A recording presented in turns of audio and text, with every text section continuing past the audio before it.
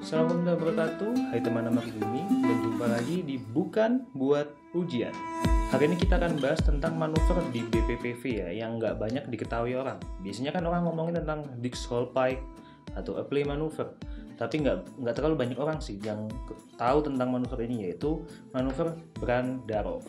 Ya, banyak orang udah tahu kalau tentang Dix-Hole Pike ataupun Apply Maneuver. Dix-Hole Pike buat diagnostik, biasanya nanti pasien ada vertigonya terinduksi ataupun ada nistagmus, sementara Apply untuk terapeutik. Tapi minus dari Apply adalah dia hanya bisa dilaksanain di fasilitas kesehatan. Kenapa kayak gitu? Karena Apply itu manuvernya agak lebih kompleks gitu. Jadi harus ada orang yang ahli yang mengendalikan kepala si pasien supaya justru nggak cedera lebih lanjut. Sementara sebagai tenaga kesehatan, kita tuh juga harus mengutamakan convenience atau kemudahan bagi pasien, yaitu dengan mengusulkan manuver-manuver lain yang bisa pasien lakukan dengan aman di rumahnya sendiri, terutama saat pandemi COVID ini. Jadi, manuver yang sering dibahas di soal-soal UKM-PPD ya, tryout gitulah, itu adalah manuver Brandarov. Sebenarnya di video ini aku nggak akan praktekin gimana caranya Brandarov karena ya aku sendiri ya. Dan selain itu kalian juga tinggal googling atau tinggal youtubing, ketik aja Brandarov Maneuver pasti ketemu banyak banget contoh-contohnya. Pokoknya sih intinya berbaring dulu ke satu sisi, lihat ke arah langit-langit, tunggu 30 detik, balik, lihat ke depan, tunggu 30 detik, lakuin ke sisi satunya, terus lihat ke langit-langit 30 detik, balik, lihat ke depan, tunggu 30 detik. Gitu aja diulangin 5 kali repetisi 2-3 kali sehari. Udah kayak obat ya.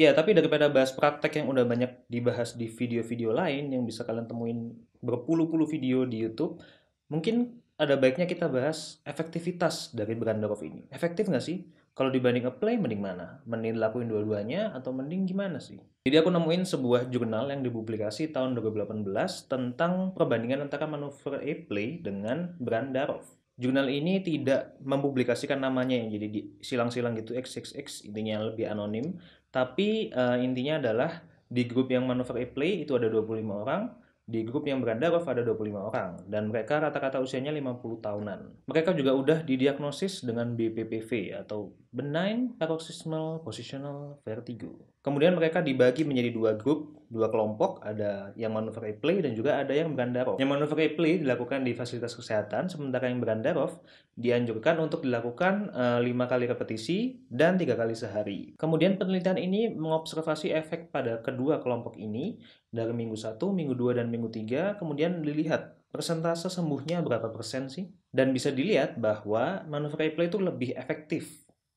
Ya, agak lebih efektif lah, minimal untuk minggu 1 dan minggu 2. Dalam artian, dia ini memiliki efek recovery yang lebih cepat dibandingkan dengan Brandarov pada minggu 1 dan 2. Tapi pada minggu ketiga, mereka semua terrecover atau sembuh total 100%. Ya, jadi dari jurnal ini bisa kita simpulkan bahwa Brandarov itu aman untuk disaranin ke pasien supaya bisa dilakuin sendiri di rumah. Tapi meskipun ya subjeknya nggak banyak sih, cuma 50 orang, tapi ya it's fine. Intinya semuanya boleh manuver Apply, boleh juga Brandarov, itu dua-duanya bisa efektif ya, atau efikasinya bagus untuk merecover dari BPPV ini. Ya itu aja teman-teman, bukan buat ujian hari ini ya. Jadi aku ingin membuka awareness teman-teman atau membuka wawasan teman-teman tentang adanya manuver lain selain Apply, Dixel Pike, dan juga roll manuver ya.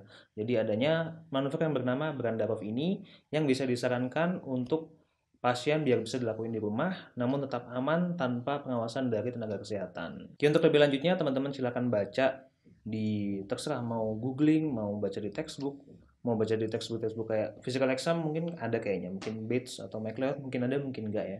Terima kasih teman-teman udah nonton video ini, jangan lupa like ataupun dislike, komen, dan juga subscribe, silahkan dicoba di bawah ya.